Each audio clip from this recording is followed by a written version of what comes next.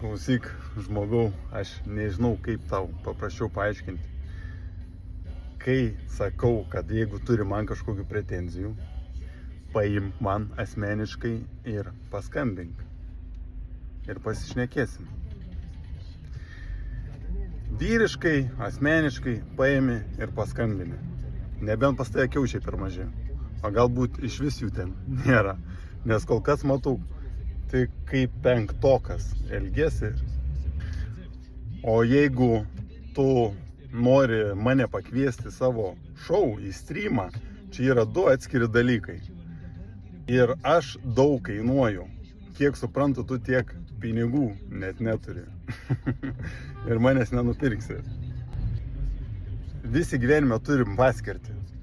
Ir tu esi ne tik apsistumęs, bet ir apsišikęs. Tiek prišykęs Lietuvoje, kad smirda. Netgi čia, už kelių tūkstančių kilometrų.